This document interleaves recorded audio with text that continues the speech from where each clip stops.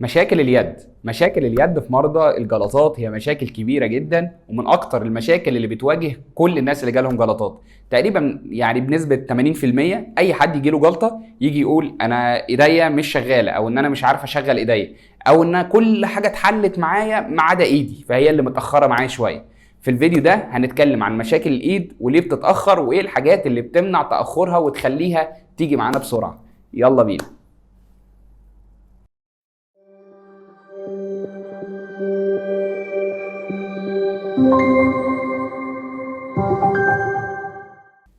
السلام عليكم ورحمة الله وبركاته، أهلا وسهلا بيكم في فيديو جديد لينا.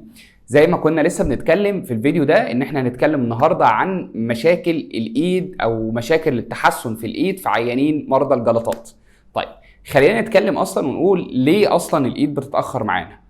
80% من الإصابات اللي بتحصل في الجلطات أو 80% من المرضى اللي بيصابوا بالجلطات بتبقى عندهم مشكلة في تراك معين اسمه كورتيكوسباينال. التراك ده هو الجزء اللي او السلك الواصل ما بين المخ بتاعنا لغايه النخاع الشوكي بتاعنا. طيب التراك ده بيبقى مسؤول عن كل حاجه في الايد، وبالاخص الحاجات البسيطه او الفاين موفمنت بتاعت ايديا، اللي هي ان انا احرك ايدي كده، او ان انا اقفل ايديا، او ان انا امسك، او ان انا اسيب، والكلام ده كله.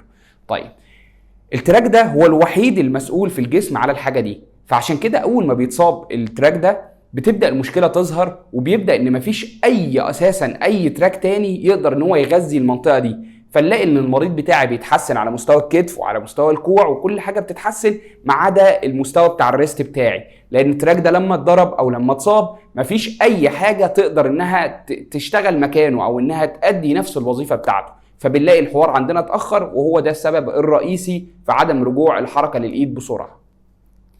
طيب ايه الحاجات اللي انا ممكن اعملها في اول فتره من حدوث الجلطه وتخلي الايد بتاعتي ترجع بسرعه؟ اول واهم حاجه هو ان احنا نمنع الاديمه او التورم بتاع الايد. طيب ليه؟ لان اي تورم بيحصل في الايد بيسبب ان العضلات نفسها بتنام او بيحصل لها انهبيشن، يعني ما بتشتغلش اصلا. يعني ايه؟ حتى لو هي شغاله وايديا ورمت هلاقي المشكله بدات تكبر عندي، وان اساسا الاعصاب بتاعتي ما بقتش ترجع، وان العضلات نفسها ما اتحسنتش. فلازم ان انا احل المشكله بتاعه الاديمه او بتاعه التورم. طب احنا هنحلها ازاي؟ اول حاجه ان احنا نعدل الاوضاع بتاعتنا او بتاعه المريض بتاعنا في اول فتره من بعد الجلطه، وده احنا كنا عاملين له فيديو كامل عن الاوضاع السليمه سواء للرجل او للدراع، او الاوضاع اللي تمنع ان يحصل الاديمه دي. تاني حاجه ان احنا نرفعها على طول. تمام، لما اجي ارفعها كده لازم ارفعها فوق مستوى القلب بتاعي، بحيث ان كل الورم اللي حاصل في الايد ده يبدا يتسرب وينزل واحده واحده على الليمفاتيك سيستم او الجهاز الليمفاوي بتاعي، فتبدا تتسرب. تاني حاجه هو تحريك المستمر للايد بتاعتنا. يعني مثلا لما يحصل لا قدر الله الجلطه بتاعتي، بعد ما الدنيا تستقر هبدا ان انا احرك بطريقه دوريه ايد المريض بتاعي، سواء ان انا هاخد المشط بتاع الايد لقدام ولتحت ولفوق، او ان انا هقفل الصوابع بتاعتي وادوس عليها وبعد كده افردها وادوس عليها، وهكذا. لازم على قد ما اقدر ابدا احرك المفصل بتاعي، لان العضلات مش موجوده، فبالتالي مفيش اي حاجه بتزق الميه اللي موجوده دي عندي او بتحسس المخ بتاعي ان في حركه. فانا لازم احسس المخ بتاعي ان في حركه عن طريق ان انا اللي احرك ايد المريض بتاعي على قد ما اقدر. تالت حاجة عندنا هو ان انا لازم اخلي الايد بتاعته تحس حاجات مختلفة. بمعنى مرة خليه مثلا يحس صوف خشن، يعني مثلا اي قماشة صوف عندنا يبدأ ان هو يحرك ايده عليها، او مرة اخليه يمشي ايده على فوطة يعني خشنة شوية، او حتى الليفة يعني يبدأ يعمل كده بايده فيها، بحيث ان ايديا ربنا خالقها للاحساس زي ما هو خالقها للحركه. فلازم ان انا ادخل لها احساس مختلف كتير جدا، عشان مع الوقت يبدا المخ بتاعي يقرا ان المنطقه دي ما وقفتش وانها شغاله لغايه دلوقتي، فيبدا يبعت لها اشارات وتبدا التحسن بتاعنا يظهر واحده واحده.